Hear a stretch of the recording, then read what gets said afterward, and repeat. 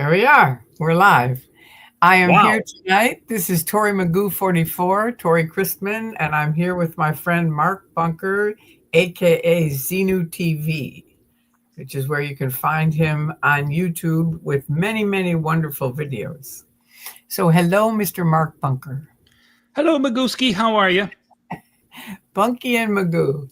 We've been Yes. friends since 2000, actually, since 1999. We weren't really friends yet because I was still in the cult and you were out. Just Well, so I did tell you anybody, I loved you. you did or you didn't. Yeah, in one of the videos when you were getting upset with me for asking a question, and I said, "Hey, I love you," Oh, and you didn't believe me, but it was true. I thought you and Harold were nice people. well, we liked Bunky right from the first. Even though we were members of Scientology, I was in it for 30 years, and in 2000, I woke up and escaped out. And Mark, Jesse Prince, Stacy Brooks, and Bob Minton all helped me in my escape. And that was an adventure. I really didn't think it was going to be an escape. A lot of the kids on TikTok have asked me, well, why did you have to escape? And it's like the only reason was because I knew all those secrets from OSA. That was it. Hmm. And they didn't want anybody to know. So they were like chasing me across the country. I thought I was just going to leave, but it didn't work out that way. Insane. So, how are Yeah. things with you in your life? Well, things are rolling along. I've been taking a little sabbatical while making some money, getting behind the wheel of my car and driving around Scientologists occasionally. Okay. Every once in a while, for Uber, I do pick up a Scientologist Right. and always have a lovely drive. The last guy I picked up, really nice guy. He was staying over at Osceola. Um, is it? I don't know if it's a hotel across from the Sandcastle or condos, but he I was think they're near condos. They're condos. condos. Well, Yeah. I picked him up there and drove him over to his home in another city nearby, and we had a nice conversation. He is in real estate building, and for some reason I can't think of the name for the actual job, but developers. What I was, he's Construction? a developer, Okay. and and he does that in Costa Rica. So I was able to tell him, "Hey, my brother and his wife live in Costa Rica. I went there to visit recently," and he was talking about the government there, what that's like dealing with the government. And I explained, well, I was on the city council here, and he was very proud of me. Sure. And I told him I'm considering running again, and he wished me well. So there you go. I've got the support of one Scientologist, even though he That's doesn't know that good. he That doesn't is know I'm a suppressive person, that is very good. Well, I and he think can't vote for me. he can't. No, he doesn't live here in Clearwater, so he can't Oh, vote for me. But I won oh. him over by not telling him that I'm an SP. That's my favorite thing is telling people I'm an SP because especially Scientologists, because they just once they like you, then you say an SP. They're like, you're kidding. How could you be an SP? And it's like it starts a really different conversation, but it's interesting. Yeah, but if somebody's a passenger in my car, then No, I no, don't you mess with can't. them. You can't for that. But I'm Well, just saying I sometimes I've never had some want to. fun. Like my old FSM field staff member Oh, I went to get a job at their office not knowing he ran it. And he said, Tori, get in my office. And he took me in the office and he goes, you are not allowed here and you know it. And I said, okay, well, just so you know, outside of your little Truman Show, Scientology, that is against the law. It's called discrimination. And you cannot discriminate against people. You can say I'm sorry you don't fit the bill, but you can't say, I'm not hiring you because you're a declared SP. It's discrimination. And I said, be careful on it because somebody could sue you for really a lot of money. And he said, thank you. You're always helpful wherever you go. I try. Well, hello Nice to to meet you too, everybody Magoo. here. JB808, Oh, Lapisha, JB808. Hello. Kelly, um, Canan's art studio. All right, that's cool. He said he's happy for this. All right. So anyway, thank you all. And Kelly is our moderator tonight. Thank you, Kelly, so much. I never really understood moderation until the other night when I was all alone and these trolls just came in like mad.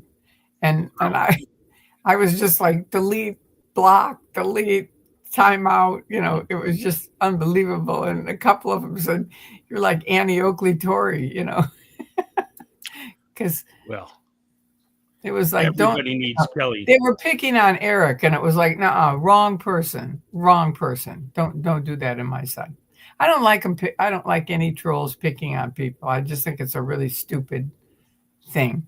So anyway, we made it through it, but it made me really appreciate Kelly 100 times even more than I already do. Everyone should have a Kelly. Yep, I agree with that. Very lucky that she helps us out. We are. And Cultwater Vicky is here. Do you know who that is? I don't. I also am not familiar with Antics of a Mama Squirrel, but I love that Nick. I know, I like the name too, and I don't think I've met her, but I get in trouble for saying that because so many people came to that thing last summer or a couple of summers ago, and they'll say, well, you met us. Here's a photograph of us. But, a photograph with people for 1 minute doesn't mean I know them. Do you know what I mean? Especially me. Yeah. So there you go. Well, yeah, I have the same problem where I can't remember all the folks that I've bumped into. Now, one thing that bothered me a couple of weeks ago, I went over to the grocery store, Publix, and a woman came up to me and knew me and was telling me something about, oh, Herb's in the hospital, or I forget what the name was. And like I was supposed to know her and him. And I was going, oh, I'm sorry to hear that. And all the time that she's talking to me, I'm thinking, who the hell are you? And I couldn't figure it out. And then eventually she probably got upset that I wasn't saying, oh, Trisha, it's so nice to see you.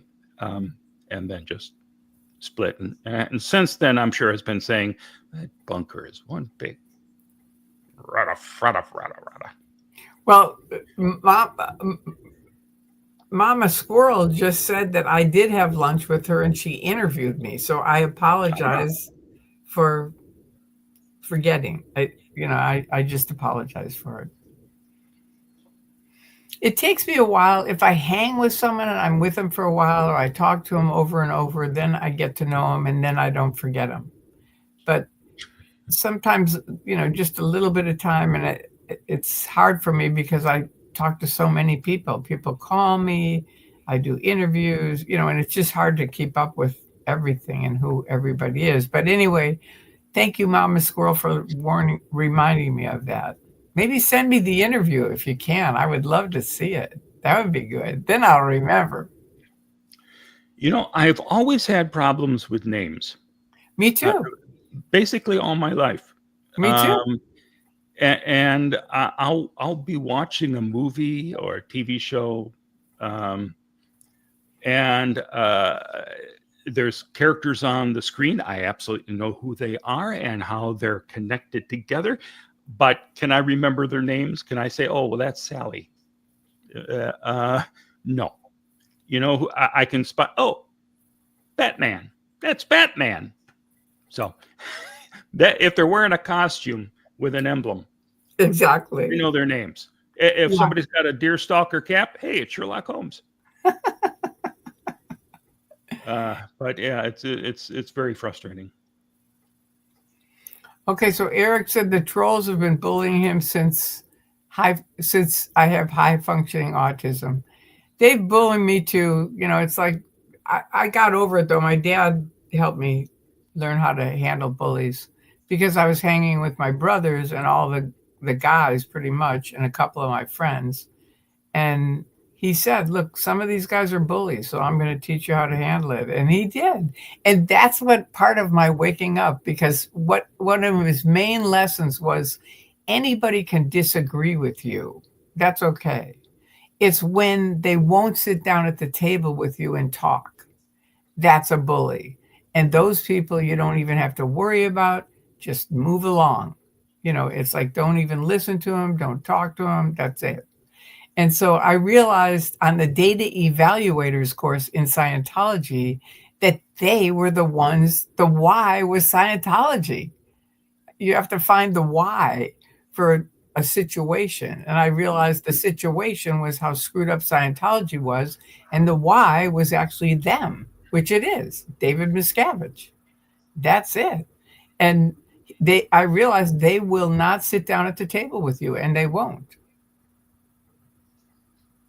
So there Yep. you go. All right. It Hey, says QQQ. Mark, will you be attending the Lisa McPherson Memorial? Kelly asked yes, that. I will. Yeah, folks have been contacting me about that throughout the year. I will be reading a proclamation. Um, could not get the city to issue one, but I have a proclamation unofficially that I'll be reading, Good. and I'm looking forward to meeting a lot of new people that I believe are coming in for this Yeah, I think a lot of 30th people are coming in. I really do. 30th anniversary of Lisa's death. Pretty It's much a December milestone. 5th, right? Yeah. Yeah.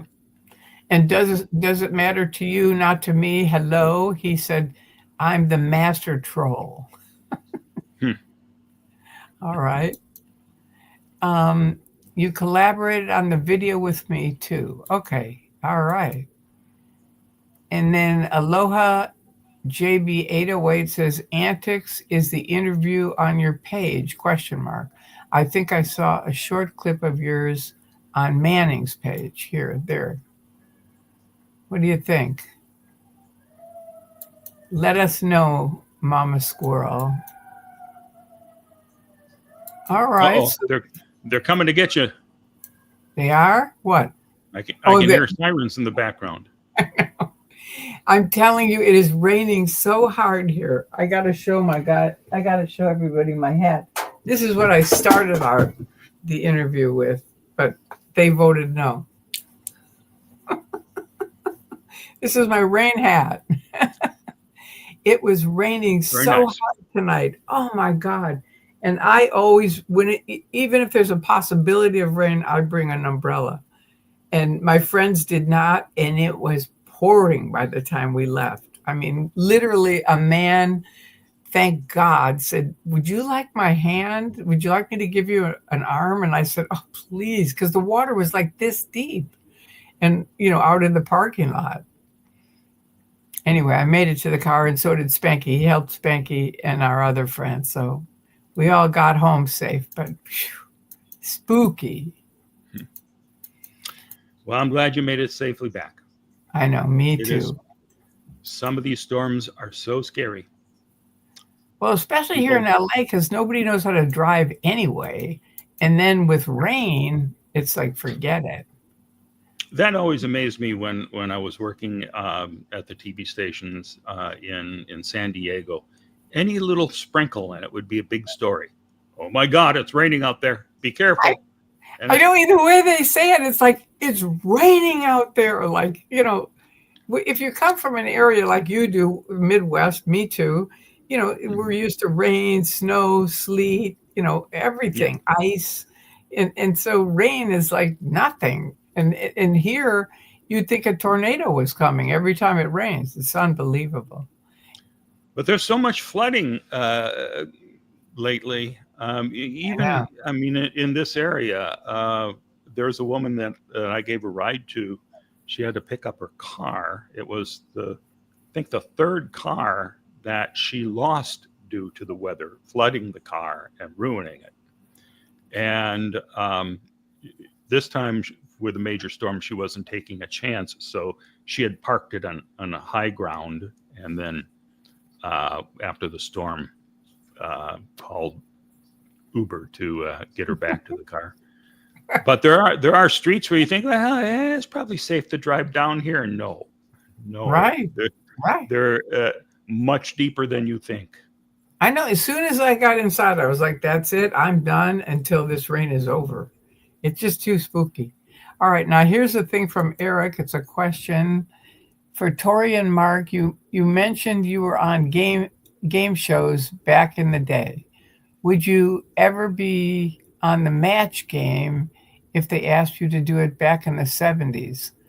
I forget what the match game was. What was it? Well, as I recall, it was a show where they had a panel of celebrities. So I don't think they'd be calling us to ask us to be there. But for a while, was it hosted? No, I was thinking Richard Dawson was a host, but no, he did Family Feud. But Match Game, they would ask a question like, Susie and Bill went up the hill, and then Billy did blank, and then the celebrities would have to come up with an answer. And normally it was a question that was suggestive.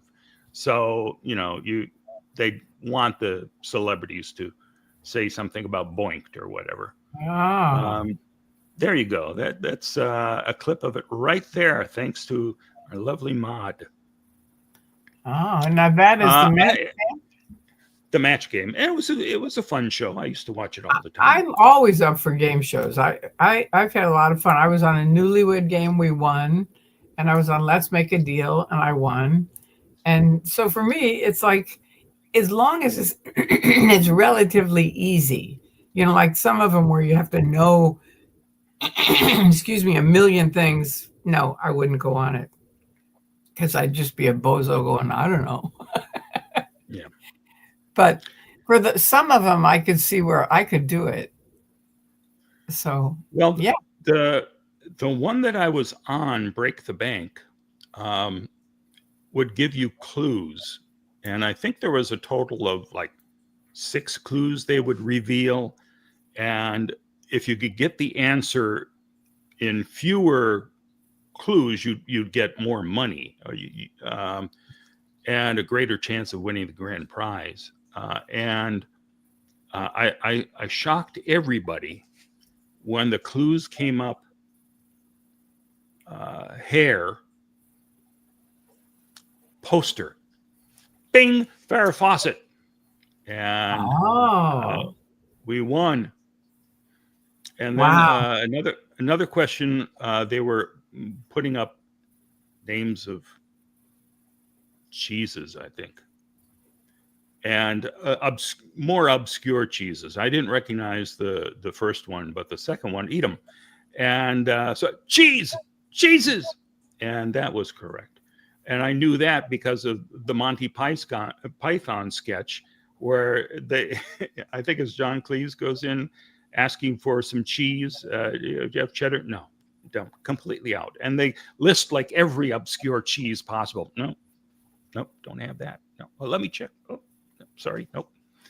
And it is a fun sketch, but I would not have known Edam if it had not been for that sketch. That's a weird one. Now here's one from JB808. Question, Tori, do you know if there's any memorial for Lisa McPherson in LA?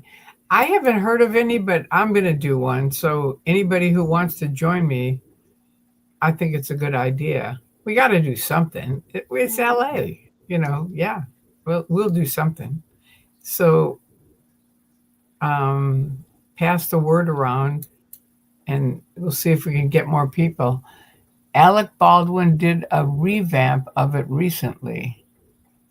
I don't know what he did a revamp of. What's it? Which one, Match Game or certainly not Break the Bank? I don't know. It must be Match Game. I would think so. Okay, now question: any new TV show or movie recommendations? Well, now Come on, Bunky, you're prepared. I'm all ready. Yes. Here are things that I've seen recently. Begonia. Now, I'm a big fan of this Yorgos Lanthimos or whatever. I don't know how you pronounce his last name, but he made one of my favorite movies of all time, The Lobster. I don't know if you've seen The Lobster, Tori. I haven't. But it is a wonderfully bizarre film, and all of his films are off kilter, and he sets up a world that we don't quite live in, and you have to try to figure out the rules. In this one, the society now says you have to be married, and if you're not married, you go to a place where you have 30 days to meet somebody and become a couple. And if you fail in those 30 days, well, then they turn you into an animal of your choice. Wow. And so, like this guy's brother had been there, and we see, well, his brother now is a dog. He's by his side. And That's this guy is icky. well, in this world, it's okay. Now he's a dog, and he seems happy. Seems perfectly happy. So they asked this guy, "What do you want to be?" And he says, "Lobster." Bizarre choice, but he had his reasons for it. And then you see these people who really don't know how to be involved in a relationship, trying to form something, and it is, I think, a thoroughly delightful, bizarre film. So this is the latest one. This is far more obscure, and it's a remake of I think a Japanese film or a Korean film, maybe even a Chinese film, called Save the Green Planet. And I just got a copy of that, and I'm going to try watching that. But essentially in this film, two guys kidnap an executive of a major corporation and bring her back to their crappy house and tie her up, and they're trying to get her to confess that she is the leader of an alien race here to enslave mankind. Wow. And she, of course, is saying, "I'm not. You have a mistake here." So she's trying to be reasonable with these idiots who have some serious problems. And then that's basically the story of, is she going to get out of this? Is the what's going to happen? And it is more, first half of it is a little challenging, but it pays off in the end. So I'm not going to say everybody run out to see Begonia. If you like offbeat films, I suggest anything that Yorgos makes is worth checking out. So that's a yes from me. If you're adventurous, if you're not, you'll hate it. I saw Black Phone 2. The Black Phone, I thought, was a fantastic film, one of the best horror films of recent years. When they announced Black Phone 2, I thought, there's no need for that. But I went to see it anyway, and really there was no need for it. It was dull. I'd say no. If you haven't seen the original Black Phone, oh my God, watch that one. It's called Black Phone, like a telephone? The Black Phone. Yeah, in the first film, it's about a young boy who is essentially kidnapped, put in the basement, and he doesn't know what's going on. He wakes up in this basement. It's been a long time since I've seen the original, but there is an old black phone on the wall, and this is a cellar that is disgusting.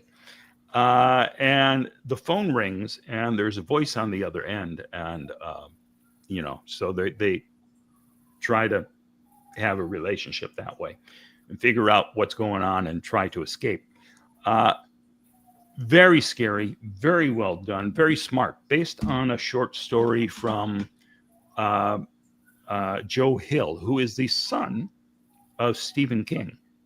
Oh. And it very much feels like a really great Stephen King story. So that one I recommend. Here's one that if you have a chance and you, again, are open-minded and willing to take a chance on a film that may be a little less mainstream, it's called Anniversary. And I went into it knowing nothing except it was supposed to be good. Is it on Netflix? Not yet. I saw this in the theater recently, but everything's going on to these streaming services really fast now. I haven't seen it out there streaming yet, but remember Anniversary if you ever have a chance. It's about a family celebrating an anniversary. And there's something going on in the country that is, may feel a lot like what might be going through the country right now, only like enhanced. But everything is just kind of peeled away layer after layer until you see what's really going on. And great performances. And let me see if I can remember who's in this, because there's some really top-notch people. There's no details there. Good Fortune. I'm not going to spend a lot of time on that.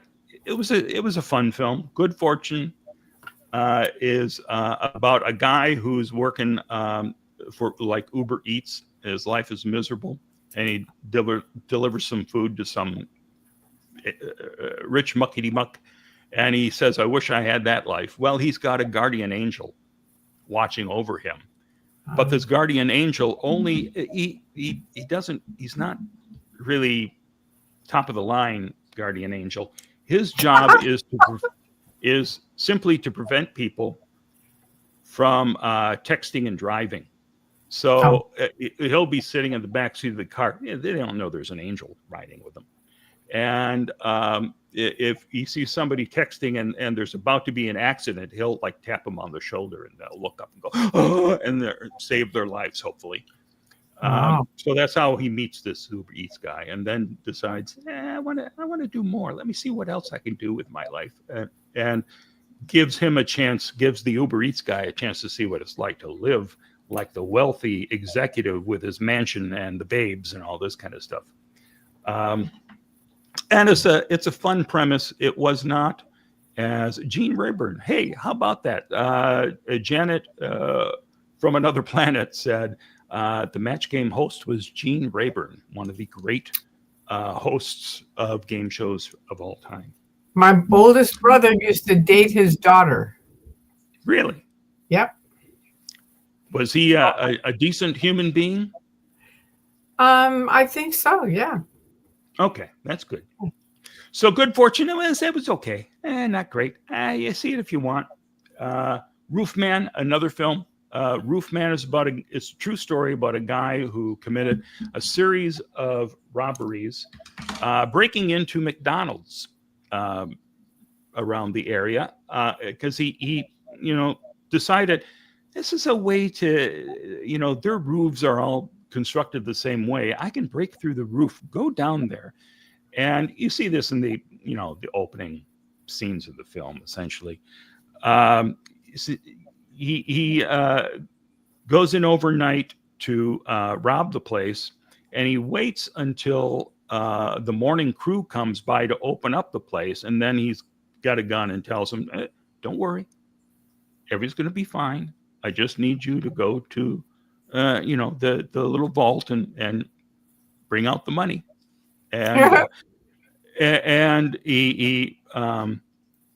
so he's trying to rob this place, and things go a little wrong, as far as I remember.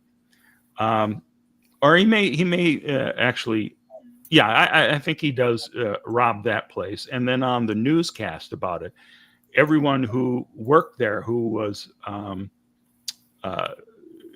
facing this guy doing the robbery, was saying he was such a nice guy, though. I mean, he was really a nice guy. And you see this guy, and you start to see him, and he certainly seems like a really nice guy. And they're onto him, though. They have. I don't know if there was a sketch of him or whatever that's put on the news, and he decides, I got to hide out. I can't get out of here.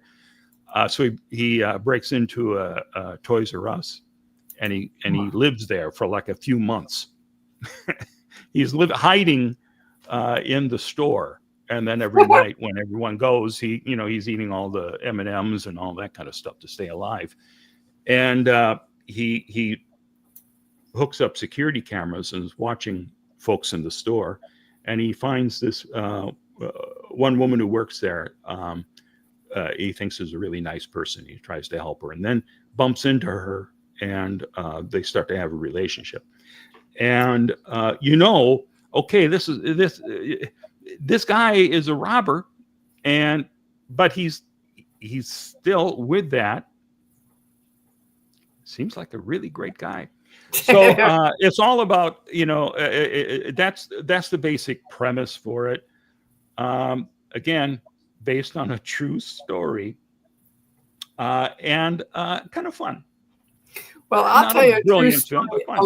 Along that line, years ago, I was selling magic pens around Christmas time in this horrible mall that I forget who put me there. But anyway, I'm in the mall. I'm trying to sell these pens, and this kid comes every day. Because there were gang members in the mall, and the security had nothing. They didn't have guns. They didn't have mace. They had nothing. They didn't have bats. Nothing.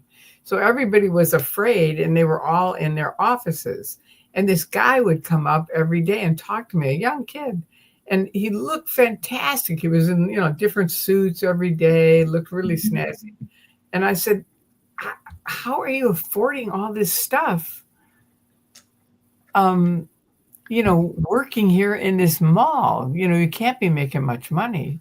And he said, no, it isn't that. I live here. And I said, you live in the mall? And he goes, yeah, and I wear their clothes. So these are all their clothes. So he would wear different outfits every day. And he had the security down. This is before the cameras were on 24 hours a day. And so he knew their route, and he knew the security route and everything. Isn't that funny? Yeah, there was a documentary not too long ago about, I don't know if it's 2 or 3 guys who set up an apartment hidden away in a mall and lived there for months and months. Yeah, this guy didn't have an apartment. He just slept on their beds and, wore their clothes and worked there. If you've ever seen Dawn of the Dead, a mall's a nice place to be hanging out. If there's a zombie apocalypse, if you can lock yourself in a mall, you've got all the creature comforts right there. That's true. Make sure the zombies don't get in. That was the problem with this Dawn of the Dead, because the zombies got in. That's no good. Yeah, that's the thing. All right, I've seen more. Don't get me wrong, I've seen more. Kiss of the Spider Woman, a musical I wasn't really familiar with. I knew what it was about, didn't know any of the songs. It was okay. The music was nice. It was fine.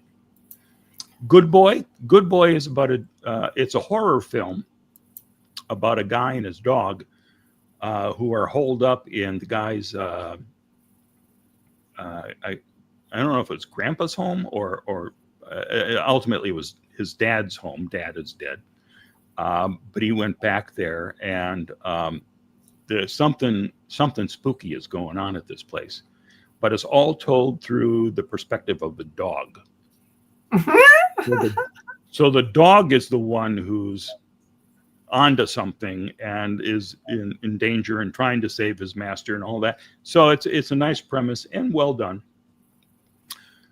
It's a film that I loved, and I'm amazed to see people out there on the net who hate this because they say it's woke and it's a liberal monstrosity.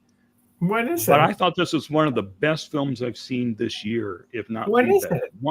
One Battle After Another, starring Leo DiCaprio. Oh, And he plays a guy who was a radical in the 60s and I think 70s. And he and his lover, this woman that is really hardcore about this. So they're, setting off bombs, warning people, they didn't want to kill anyone, but they're trying to cause trouble and free people who, like migrants who were being held as they cross the border. So they're freeing all of them. So that's why the MAGA doesn't like it.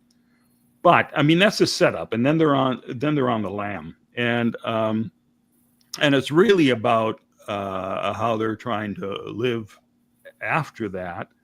And Leo's got a daughter who knows nothing really about any of this stuff, but he's very protective of her. And then they're tracked down. So it's all him trying to save his daughter. Brilliant film. And the director is the same guy who did The Master, Paul Thomas Anderson, who is a great director. And I tell you, unless you're MAGA, even if you're MAGA, I don't see why you wouldn't just love this movie because it's so well done.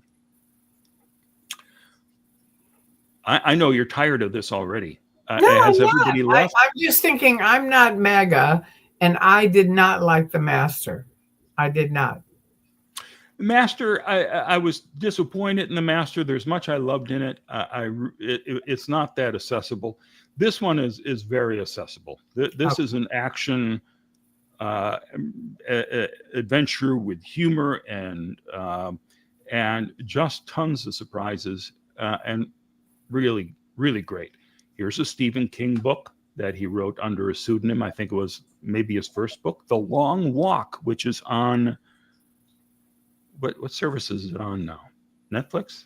It's out there somewhere. I don't know.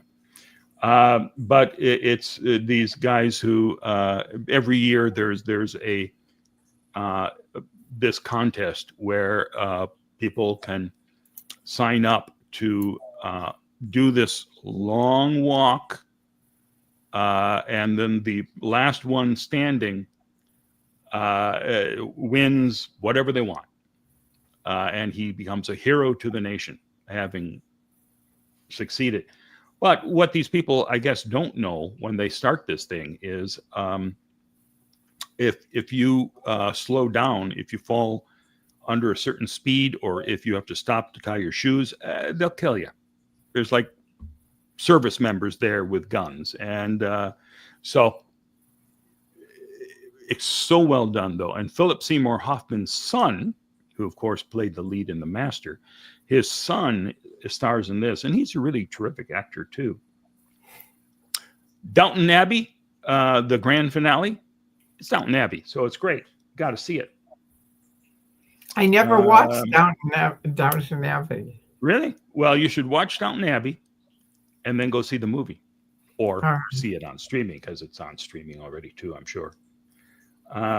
So those are the major things that I have seen recently. And I would say also I add to that the latest version of Frankenstein from... I've heard that. I saw it, actually. I did. Spanky and I watched it on her, whatever channel it came on. But it's good. It is Netflix. Really good. It's Guillermo del Toro, who's a brilliant director. Really? And as much as I love his work, I wasn't really interested in seeing another Frankenstein film. And, that's how I was. And I knew, he's going back to the Mary Shelley book, which I read in my youth.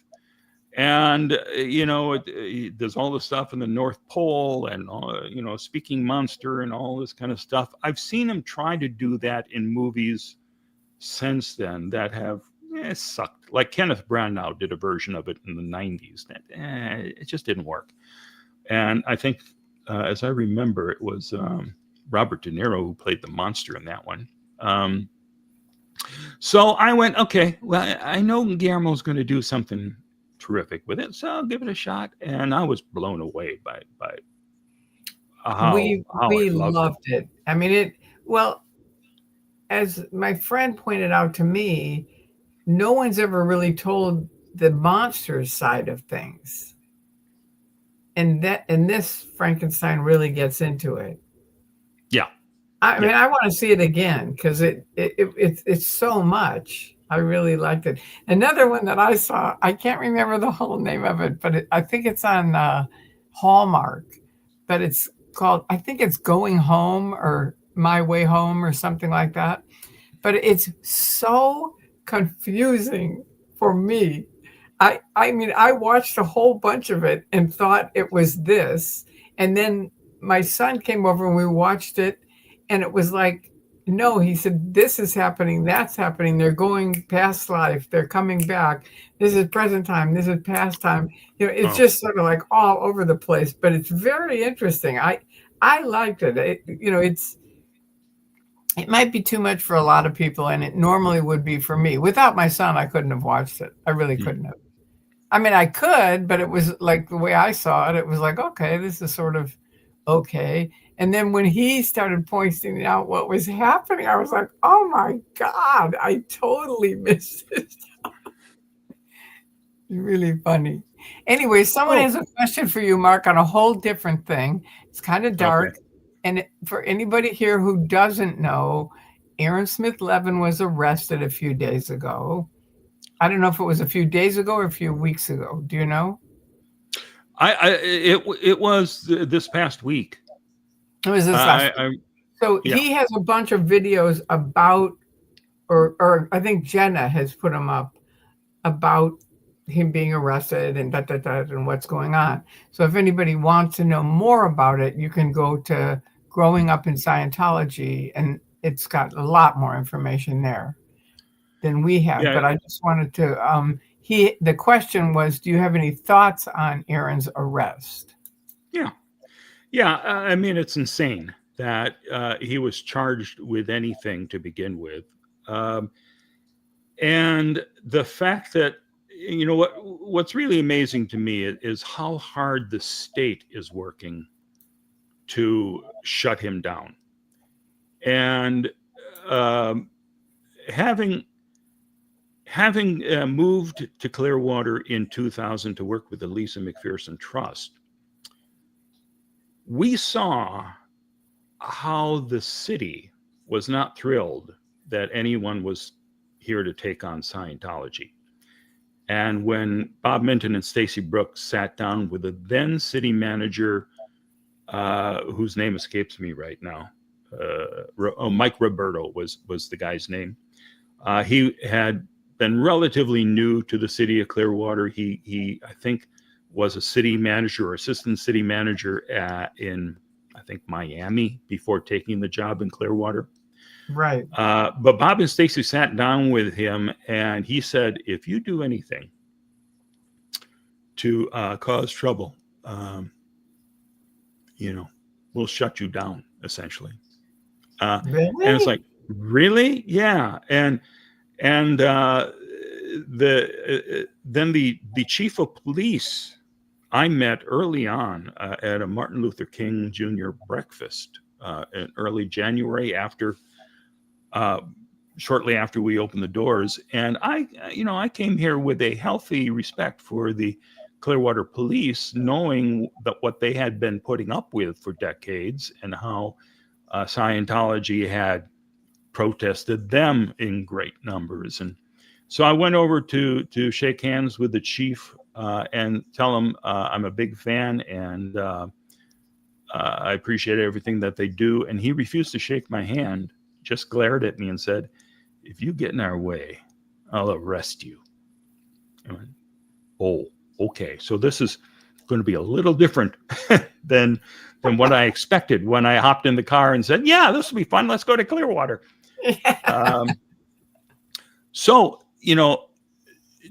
for the people who are out there protesting with Aaron, and it's huge numbers of people now, and with Aaron's arrest, even more are coming out to protest, rightfully so, I think. But Aaron did something stupid to start this off, and Scientology, of course, made it into the greatest crime in the history of mankind, and the state attorney's office was willing to say, yeah, let's shut this down. We don't need Scientology calling us constantly day and night. So I think they thought if they arrested Aaron a month or so ago when that first incident happened, well, that will tamp everything down. Well, no, it didn't. No. And unfortunately, he got into a situation where they found another excuse to call the police. And again, the state attorney's office wants to shut this all down. And the court system is going, sounds like a good idea to me. So they revoked his bail over this last incident. And so he's behind bars now. And I don't know. I don't think we've gotten the word yet whether he's going to be released before his trial date or if he stays there the whole time. And they can't keep him the whole time, can they? I mean, they can. They certainly can. And if that's what the state attorney wants to do, and that's what Scientology is urging them to do, you can't let this guy out. He is dangerous. Oh my God, we're worried for our lives. Whereas Aaron's just being, a loud opponent out there, chalking up the sidewalks and getting people to honk their horns as they drive by. There are things that amaze me about the whole situation there. And I've stopped by a few times. Normally, when they're doing it on Friday night, I'm behind my wheel driving. Occasionally, I've stopped off there and said hello to people. And every once in a while, I'll drive a passenger by who is saying, "Oh boy, this Scientology is wacky. Yeah, look at all these people out here protesting." And if you don't mind, I'm going to honk the horn. So with my passengers in there, I'm honking the horn. And it's a nice time to educate people about what's going on down here, downtown Clearwater. So I hope he gets out. When he was first arrested, I suggested to him, really, you need to hire Dennis DeFlaming, who has been a top defense lawyer in the state of Florida.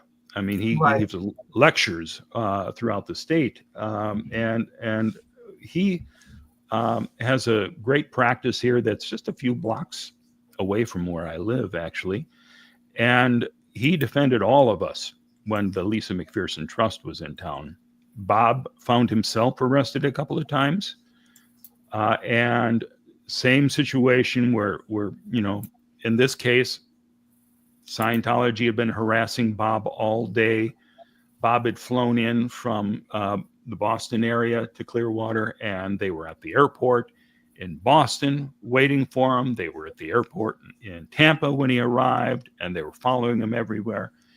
And he was fed up with it as he was out protesting by himself one night. And one of the security guards was following with his camera, and Bob was trying to make a phone call, and he was following him out in the street. So Bob took his sign and went and hit him in the forehead. I remember with the side of the sign. And the guy just spun around and fell to the ground. And everyone from inside the org came running out around him, just standing there, not saying anything because it would cause an engram. So, Bob had to stand trial for this. And the jury said, not guilty, because this was nonsense. And Dennis DeFlaming knows all about Scientology, Right. and he was able to get off Bob. Jesse Prince was set up on drug charges. I think we I talked remember about that that. before. Yeah. Jesse was the vice president of the Lisa McPherson Trust, and they raided his home at like 5:30 in the morning. The Largo police came with, long rifles, whatever they're called, busting into his home and putting him in handcuffs and dragging him away. Oddly enough, Scientology's PI just happened to be across the street when that happened. So he had been tipped off that, they're going to go in this morning at 5:30, and the PI was videotaping the whole thing. And Jesse stood trial. Dennis DeFlaming was able to track down the PI that was hired from out of the area. He was an Orlando PI. They had to find a black PI to, set up Jesse, have him come here and hang out in places Jesse might be. And eventually Jesse and his girlfriend met this guy at a bar, and they became buddies. And then the guy was invited to Jesse's house, and they shared some pot. And so then the PI goes over to the Largo police. So this guy's a dealer. This guy's a drug kingpin. You've got to take him out. And, Dennis DeFlaming did such a great job that the jury said, not guilty. In that case, I could be wrong. I think it was a hung jury, but it was, so hung over the Scientology thing that the state attorney at that point said, we're not going to retry this. I mean, this is too much was exposed in this trial. We're washing our hands of this attempt. But it's the same thing here where, they're going to take a little nonsensical thing and try to make this the biggest threat. I know. They're awful. We lived through. Let me see if I can do this thing Kelly taught me to do. There you are. There we go, Kelly. I did it. Oh boy. There you go. So this is Lisa when she was doing really well, and Mark and I lived through the trial because she ended up dying in their hands after 17 days, which Jeff Jacobson put up a whole website on Lisa McPherson. I think it's .net, right? I'm not really sure. Well, it's either .com, .net, one of those, but it's Lisa McPherson. And he did all the research. He's the one who found out she died. It was kind of amazing because he's just a critic. He was looking at Clearwater police blotters, seeing what might have been happening around Scientology, and found that, there was the police were called, or some event happened on this date, December 5th, 1995. And it took a couple of years before it was really revealed. About what actually happened. But I think it was revealed because Jeff actually kind of brought some attention to it. Right. Definitely. But then anyway, we lived through where the family was going to fly in and sue I believe it was Scientology, right? And I think all of us thought hands down they're going to win. Scientology will lose. And that wasn't the case. They paid off the the coroner, and she changed her story. They didn't pay her off. They harassed her enough. That it cost her job, I think. And she cried uncle and changed her opinion to accidental death. And then the state attorney said, well, we don't have a case anymore, so we're just dropping it. But that's why, for me, that was the criminal trial. And I think you agree. It's like it's really good for people to come and protest, but make sure you do it safely and legally, so that you're not feeding them, because they're looking for, you can see, any way to snag someone. And don't give Yeah. them that material. That's all there is to it. You can easily protest without giving them any material. Yeah. So Dennis DeFleming also represented me in Chicago when I had been arrested outside the Chicago org, and the jury found me not guilty in like 25 minutes. So I was hoping that that he would sign, that Aaron would sign up with Dennis, but he went with another attorney, and so we'll see what happens with this. It is unfortunate, but what I wanted to say about this essentially was, having seen what it's like outside City Hall, and then having been in City Hall to see what happens in these situations. The last thing that the city wants is anyone stirring up trouble with Scientology. And meanwhile, everyone should be stirring up trouble with Scientology. In a safe and legal way. Right. But I had suggested in one of the council meetings that, hey, Clearwater ought to embrace Scientology tourism because people find it fascinating. People are writing books, there's TV shows, there's movies about it. We should embrace that and start giving tours. Sure. And everyone on the council went, yeah, that's a great idea. But then the guy who used to be the head of the condo association where I lived decided to take that idea and run with it. And he called the tours that he was giving Cult City tours. Oh, Jesus. Which is the last thing that the city wants, is to be rebranded Cult City across the planet. So they were upset about that and came to me. Look what you've done, Mark. I had nothing to do with this. And then the guy who was doing this would stop off at a little restaurant or cafe, and they take a little break and have something to drink, and then continue with the tour. Well, he went to one place where apparently they were probably making a lot of racket as they were having fun in this place, and the guy said, don't come back here.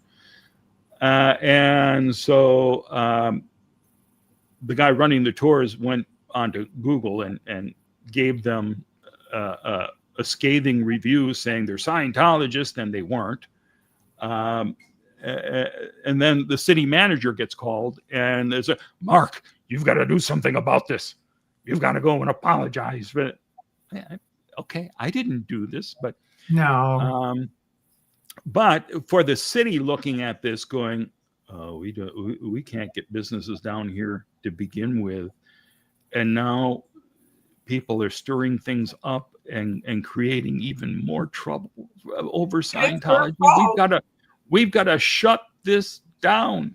Rather than say to Scientology, you should stop doing all of these abuses. If you reformed, then people wouldn't be out there protesting. Exactly. If but no, that's a high hurdle to make. I know we've said it I've said it for 25 years, stop doing the abuses and people will calm down, but they never do. They just constantly, arresting Aaron for that. It's like, okay, it wasn't the greatest idea to throw the chalk in the guy's face, but that's what I'm trying to tell people. That's what they do. They set people up, like John Sweeney. They set him up. So he finally got ticked off enough.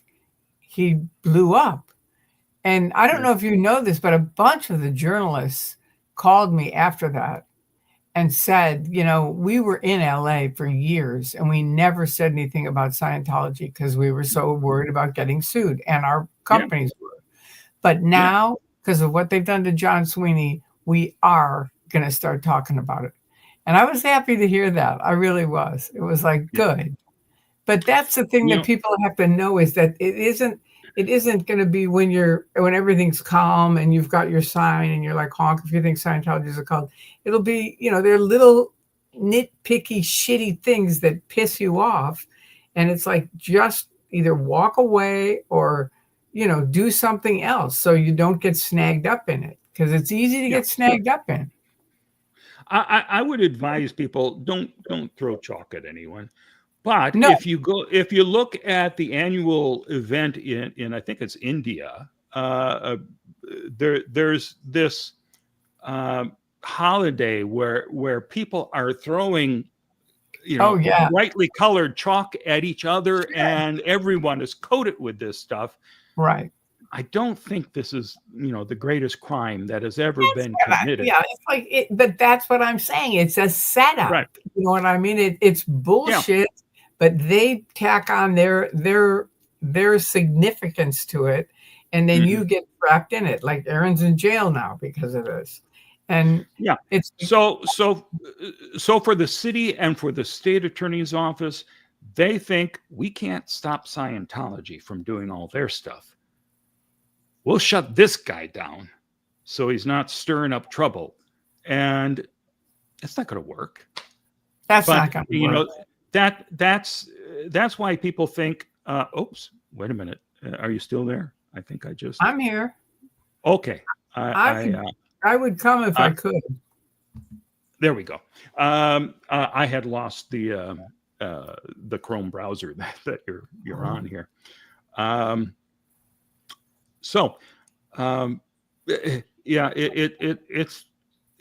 It's just sad that Scientology is allowed to turn these things into crimes. Yeah, to the show it is. Now, this is a thing on a whole different thing, but I think it's very true. Both of these people said, we need him back, him being you, on the council. And we do. Well, that would be nice. It would. I'm considering it. I think I'd like to run again next year. The time to start gathering signatures is in February. So, I'll put together an exploratory committee. You want to be on that committee, Tori? Sure. Okay. What do I do? Well, I don't know. We explore things. Now, every politician who's going to run for president always says, we're putting together an exploratory committee, because they don't want to say it, because you can't say until a certain date that you are running for office. Like, can I do it long distance? Sure, because we're not really going to do anything. I'm putting you as a figurehead on my exploratory committee, which doesn't exist. But I think, I came close to being reelected last time, but there was a whole slew of things working against me at that point, including the fact that this was a primary vote for the state. It was before Biden dropped out of the race, but because Biden was going to be the candidate, the Democrats didn't put him on the ballot. But Trump was on the ballot for the primary. So it was primarily Republicans that came out last time. Yeah. And the Republican Party spent a fortune to elect the three candidates that they had as their slate. And of course, Scientologists are Republicans. Right. So and they put a lot of money into that for politics. Yeah. Yeah. And so the overwhelming amount of money that was thrown at the race was a hurdle that was too high for us. But next year, as we're seeing already, people are pretty upset by what's happening in the country. Sure. And it'll be a blue wave next time the primary rolls around next year. And so there's a greater chance that I could get back on. I think so. And I tell you, seeing the way Ryan Cotton and Mike Menino have been bending the knee to Miscavige, it is disgusting. And we can't allow another seat to go to one of these people who are going to be Scientology puppets. No. So I certainly would like to run again. We'll see if this is feasible. Is Ryan Cottonseed up for re-election next year? No.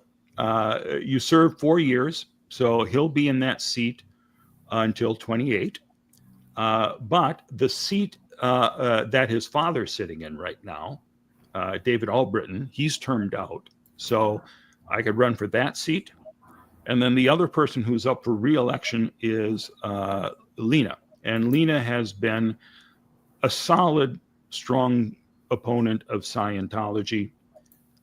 I would hate to see her taken out because I think we need her. You know, she was a deciding vote in making sure that Miscavige did not get the street when he wanted it. She and the mayor were the two people who were saying, no, we're not going to sell a street. It's a street that the city needs, that the people here need. But you know, a third person who's voting with Menino and Cotton, that would be the end of it. Scientology would have, Miscavige would have everything he wants. There'd be no resistance. So, all right. So I think I think I could make a case for that. And the one person that I'm hearing rumors about running against me is, if I ran, I think is the wife of Chris Levada, who's an area politician. His dad was a major politician who got into a massive scandal.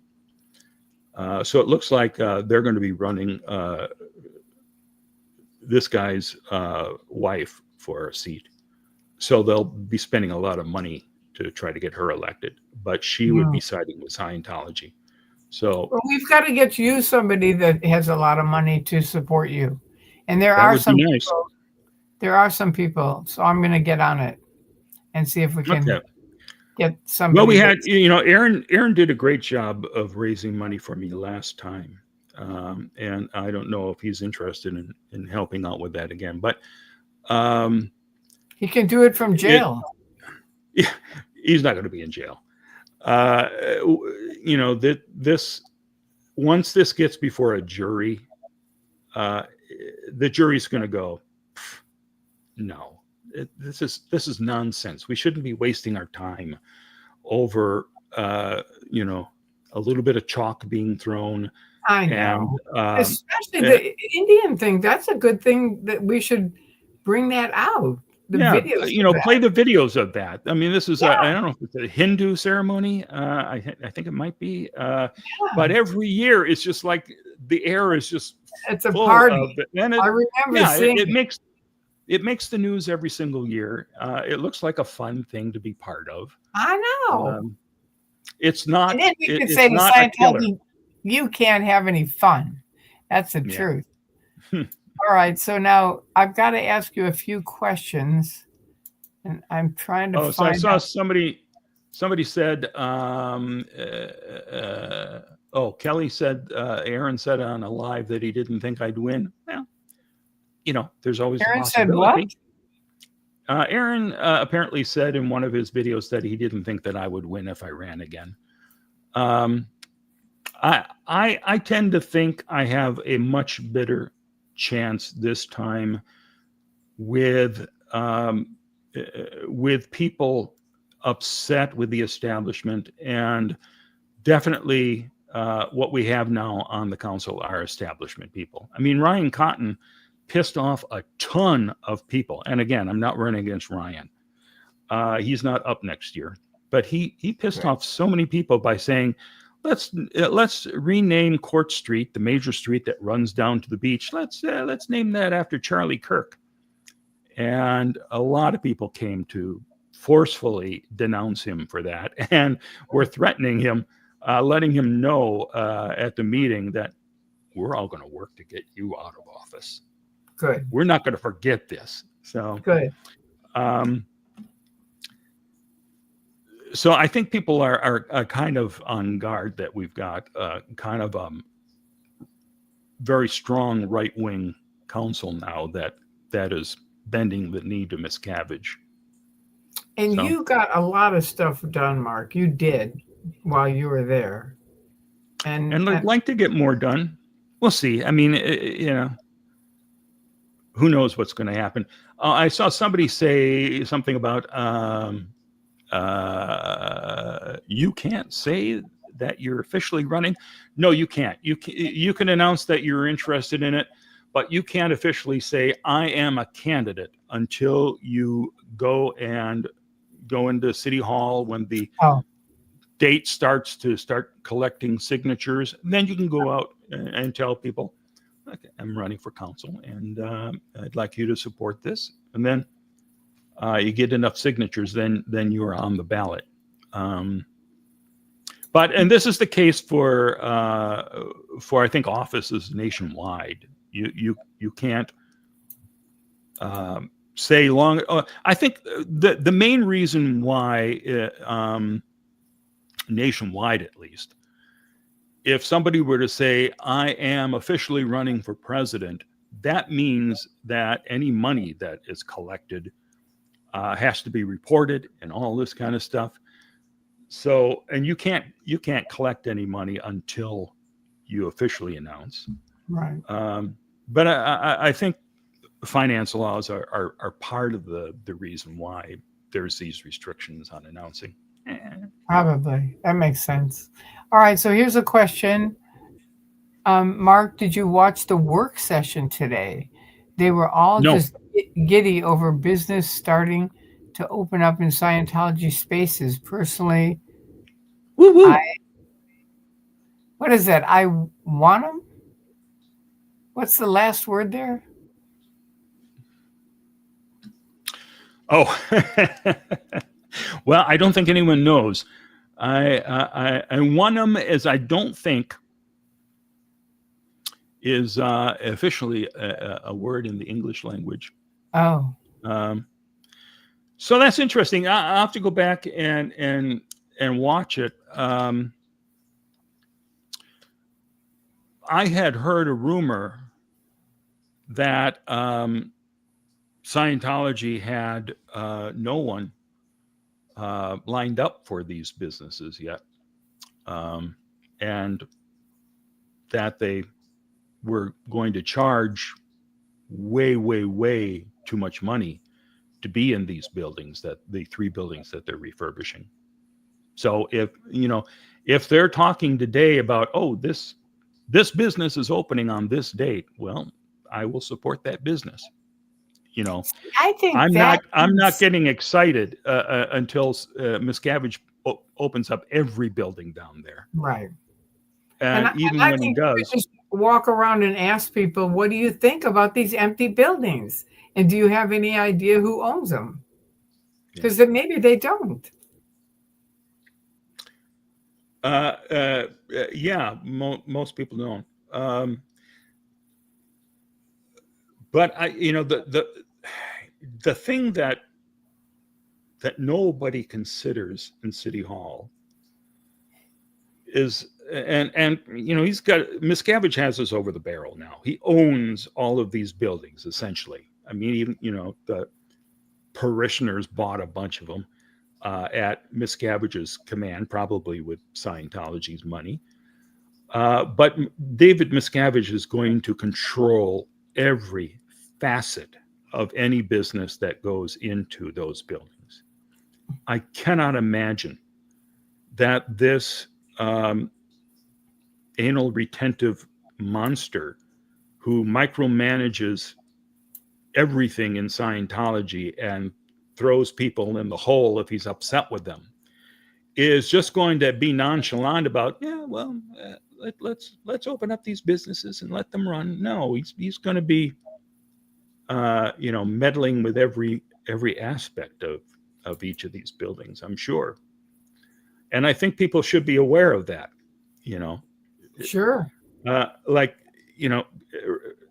Cotton and Menino should by now know that the restaurants that are already open in some of these buildings, like Clear Sky that Scientologists own the buildings, but our non-Scientologists own the restaurants. They're already getting strong-armed.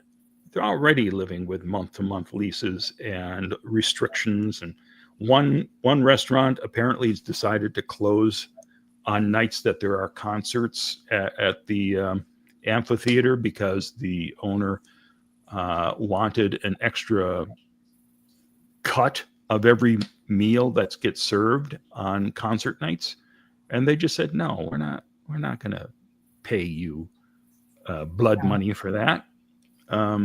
So yeah, imagine every single business is like that, and people who don't want to come downtown because they don't want money going into Scientology's pockets. Well, I mean, that'll be every business. So are the people of Clearwater going to come downtown if all these buildings are filled? I don't know. Yeah, I don't know Certainly. either. All right, now here's a question: do you keep in touch with Brooks Gibbs, Save the Garden? Yeah, we chat from time to time. He's doing a great job. I don't know if you saw the last video. There's a long form one that he put out after that with an interview session with a bunch of people on the sofa. I haven't watched that one yet, but the one he did right before that one I put on Facebook, and it is really well done. Really?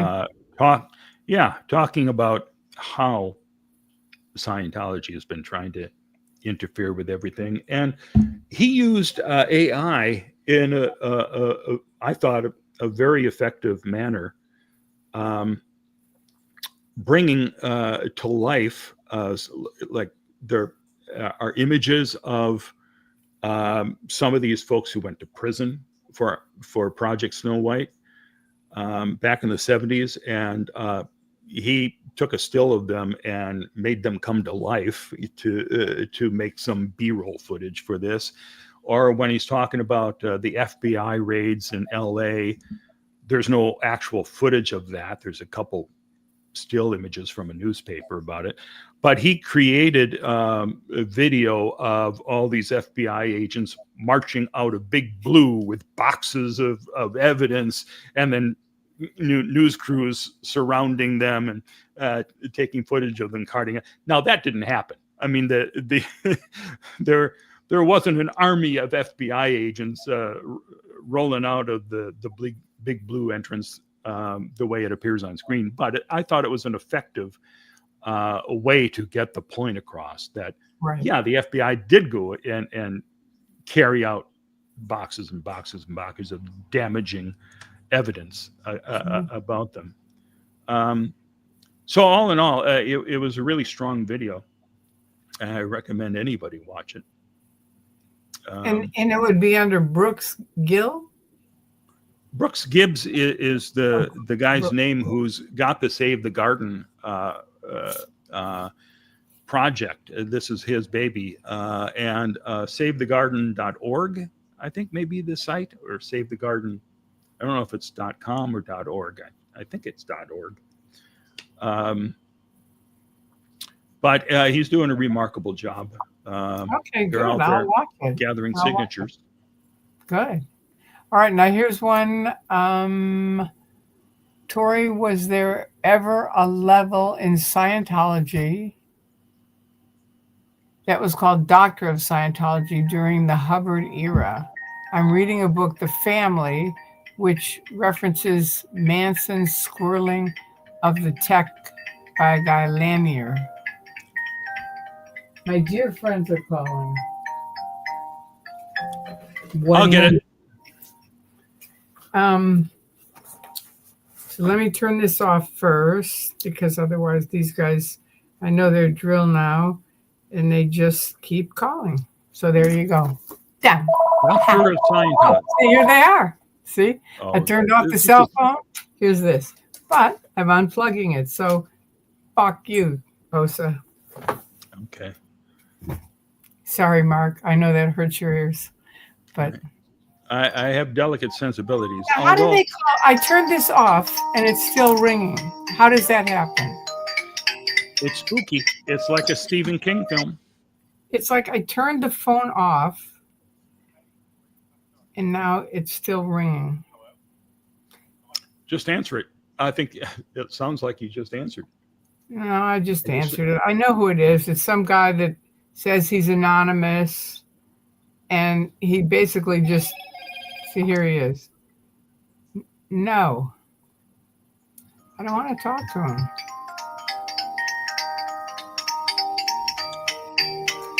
This is unbelievable. You could. Now it says, see, it says shutting down, shutting down. See, so the phone is shutting down. So how the F can he keep? What? All I right. think Anyway. it's shut down. Hmm? I think it's shut down. I think it shut down. I think what I had to do is get back on my phone and then I could shut it down. That's what happened. I know it's weird. Okay, so Tori, okay, was there ever a doctor of Scientology during Hubbard's era? I think there was, but I can't really tell you about it because I don't know about it. But I think I remember hearing that, but I'm very vague on it. You can Google it and see. That's what I would say. You know, during the Dodger game, the last, series, the last game, there was a batter that would go up to bat and he would put his bat in the sand and write something every time he batted. And I finally said to my friends, what is he writing? And they said, I don't know. And so I Googled it. And this is live. This is a live game going. And I said, what is this guy writing in the sand? And they said it in Spanish. It meant God. So he was saying a little prayer to God. Well, there you go. But I always think of Lady Bird. Remember, she used to say, Google is your friend, Google is your friend, Google is your friend. And it really is true to this day. Sure. For me, I get a lot of things. So anyway, someone else said they're late. And let's see, what is this question? Do you think a campaign to educate judges about Scientology would be worthwhile? Well, it's the job of the attorneys in these cases to fill the judges in. I think the judges have to be interested. I don't think that. I don't know how you would actually educate all the judges who might be doing Scientology cases.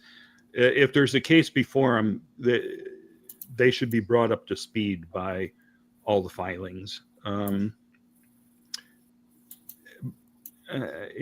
It's not something that I think is something that I could tackle. Yeah, I think you would have to do it. The only person I can think of that could really be effective on it, and I don't think he would do it because he's an attorney, but it'd be Graham, because Graham knows Scientology and he knows the attorneys and he knows the judges. I could talk to him about it and see if he would. I just kind of think it would probably cross over certain lines where it could make it fishy for him as an attorney. Yeah. It would probably be better to have somebody who wasn't in the legal system. Hopefully you've got a really solid attorney who is defending you in whatever case you have, who can inform the judge how Scientology acts and gives all the citations from Fair Game and all the stuff, all the history of attacking critics. I think you can do that in filings and through the course of a trial to educate a judge. But by and large, the judges have to deal with everything coming before them.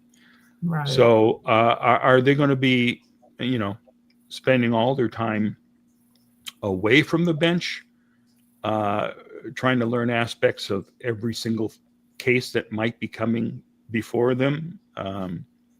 That's really up to the attorneys. It is. I don't think you could go. I mean, if they let one And even, person educate the judges, everyone would have to have an equal say in it. sure.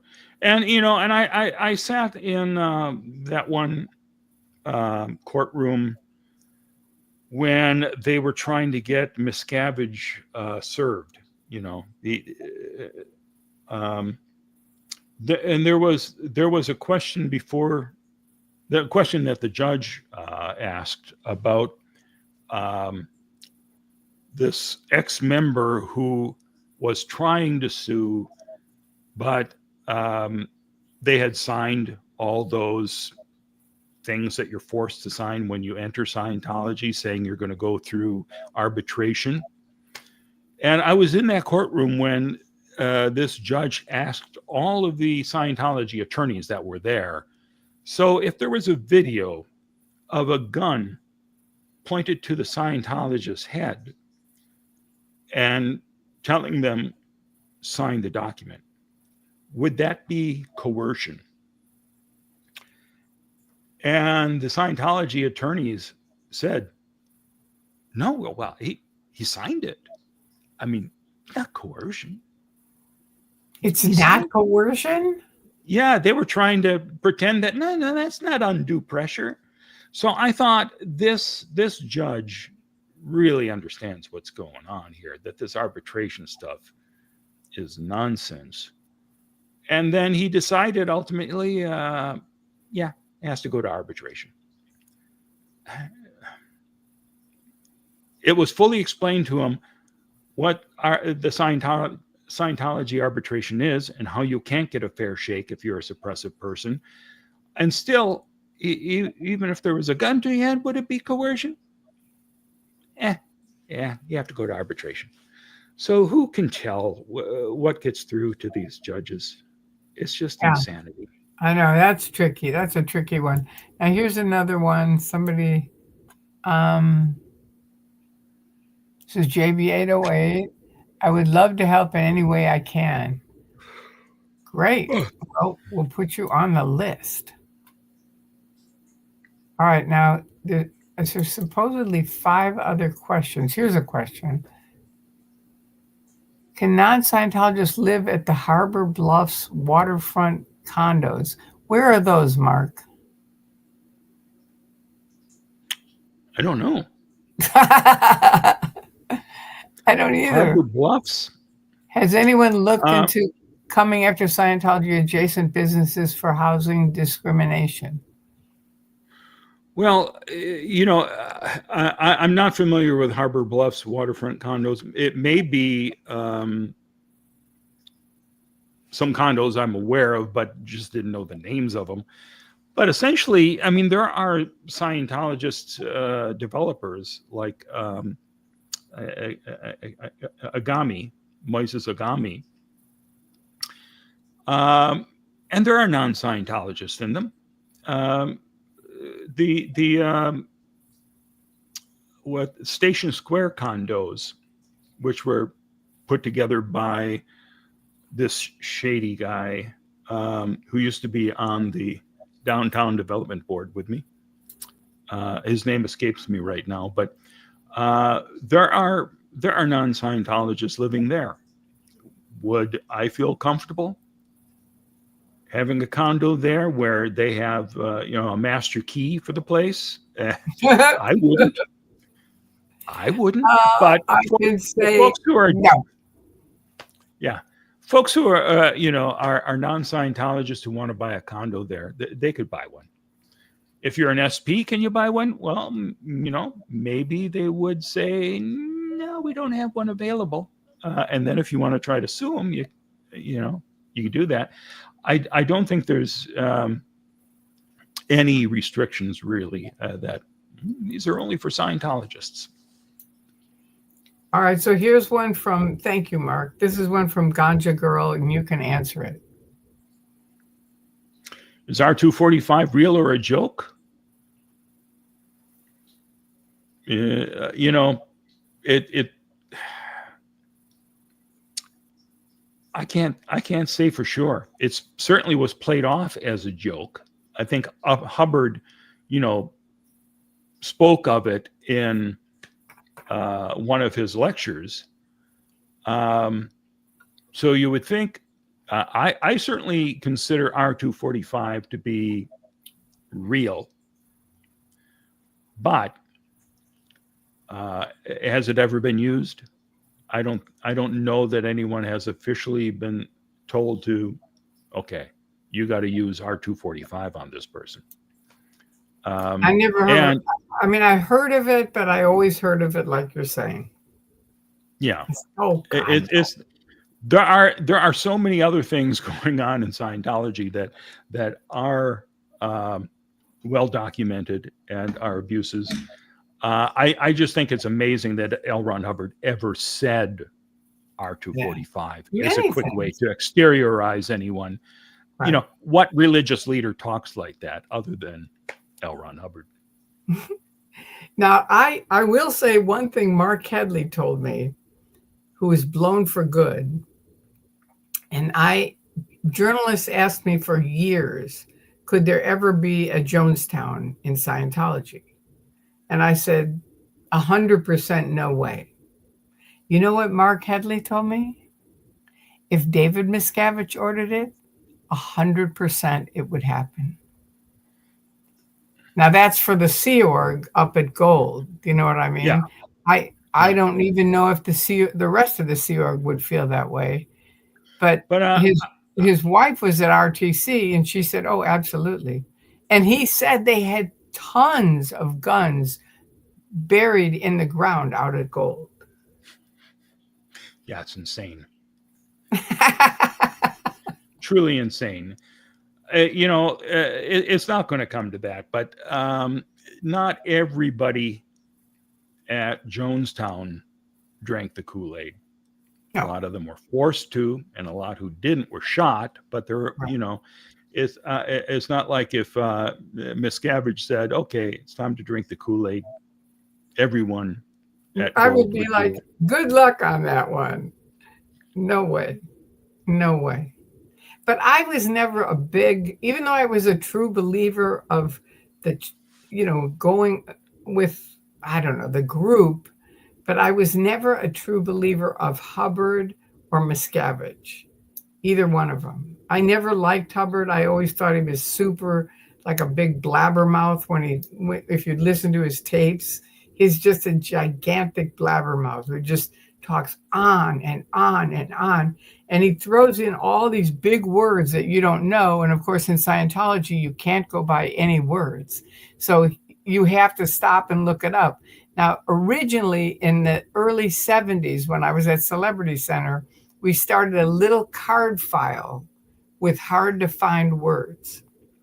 By the time I left in 1999, before 2000, I went in the Key to Life course room. And the hard to find dictionary is now like this huge, thick dictionary, just thousands and thousands of words. I mean, he just threw them in all the time. And it was really irritating because he had such a big significance on you can't go by a misunderstood word. Right. So anyway, I wasn't a fan of either one. And Miscavige, I hate. But I didn't really like Hubbard either because, you know, he had the thing of the PTSD, and I was never for that because they declared me PTS right away because I have epilepsy. And so they said, well, who's the SP? And I said, I don't know. I mean, nobody. And they said, no, Tori, someone has to be, per the tech, someone has to be suppressing you. And so who doesn't like Scientology? And I said, well, I know my mom doesn't because she was mad that they were taking me off my medicine. So they said, okay, that's it. Your mom's the SP. But the one good thing that Hubbard did that Miscavige doesn't do is Hubbard had a whole bunch of steps that you had to do before someone is declared SP. And so I picked Good Roads, Fair Weather, which is just talk about nothing. You know what I mean? But then don't talk about Scientology. And that worked for years with my mom. And my brothers, who are not Scientologists, went, that's a great idea. I love Good Roads, Fair Weather, because then she won't have any material on us because she was a big, nitpick on you. She'd get stuff and just pick on you. So, I mean, when we got older. So, anyway, it wasn't my thing. I didn't like it. But I did like that he offered the fair game, whereas Hubbard's just like, Miscavige is just like, you're declared, you're declared. I mean, they never did anything, not one of the steps of ethics that they're supposed to do. To anyone from OSA listening, you never did one ethics step with me before you declared me suppressive. And that's true for probably most of the people declared. So, well, you were obviously suppressive. Who needs steps with you? Just, look at you. My God, you're an SP through and through. Now, me, friends I'm with lovable. Mark Bunker. How could I possibly not be an SP? All right, now what's this? What does this say? Good to see you, Mark. Been ages. Okay. Has been a while. I think everybody's happy to see you, Marky. You've been gone too long. Nurse Lori, RN, what, 11, is it? Was it time for you to go to bed? Okay, let me just see. What does it say? My gosh. Oh, I'm late. Okay, great. So you reminded Mark of time, and now he has to go. All right, Mr. Bunker, do you want to say anything else before you leave? Oh, yes. I just remembered on TV, Pluribus. If you're not watching Pluribus, you're missing out. What is it? It's a great show.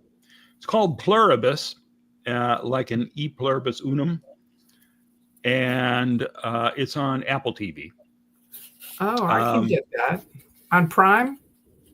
Not on, well, yeah, I guess you can get it through Prime. But Pluribus is a new science fiction show from the guy who made Breaking Bad and Better Call Saul. Just a genius TV those are good. Producer. Yeah, and this one stars the woman who was the star of Better Call Saul.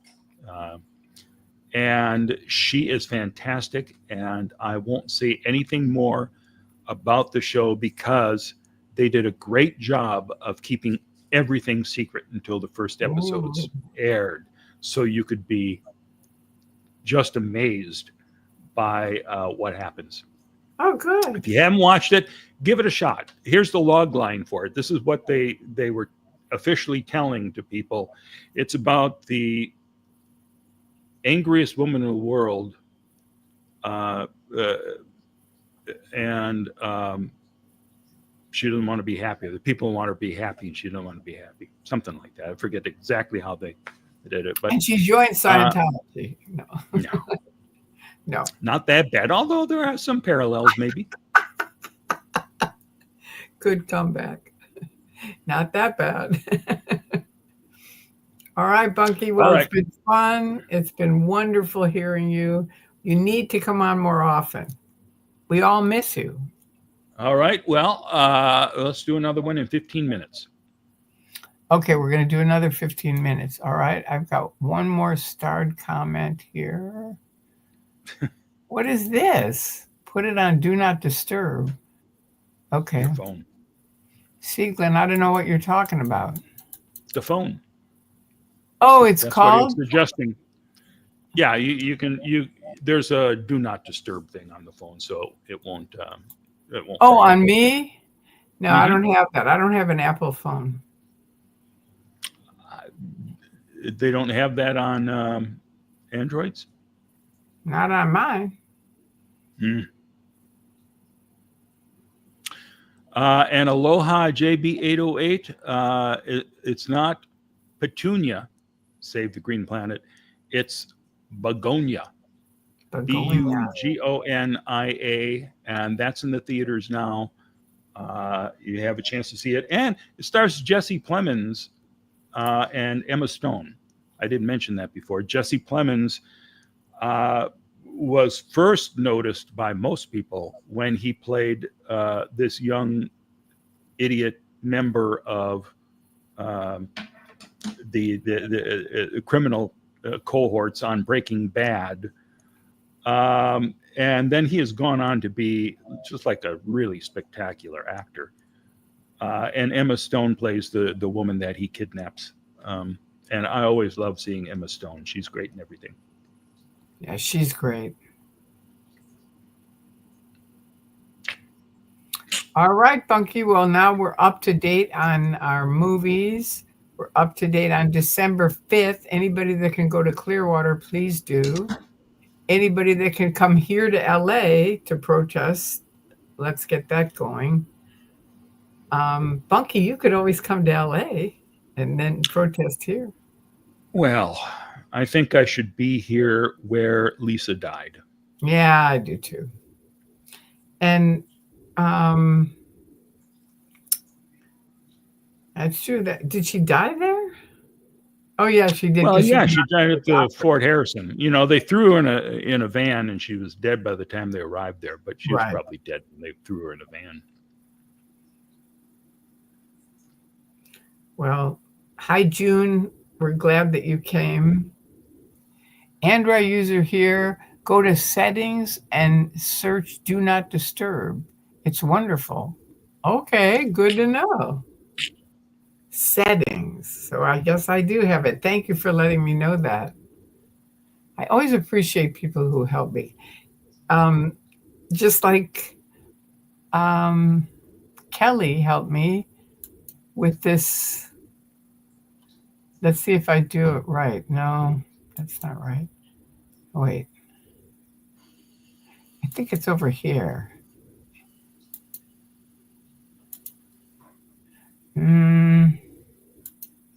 Nope. There we go. I'm not sure. I did it that one time with Lisa.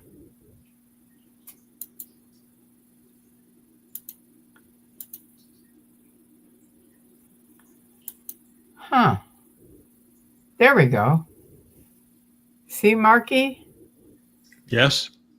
It did it. Yay. Woohoo. It's my first time. Bunky's been helping me for 25 years. Well, I'm glad I could be here for your first time. And you were here the first time I started YouTube. Do you remember that? Yep. Oh, look at this. Is Kelly going crazy. Ooh. Xenu TV. So sign up, go to Xenu TV and subscribe if you haven't. That's Mark's site. And he has great videos.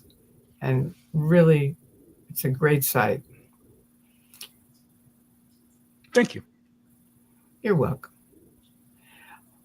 All right. So does anyone have any other questions before we end off?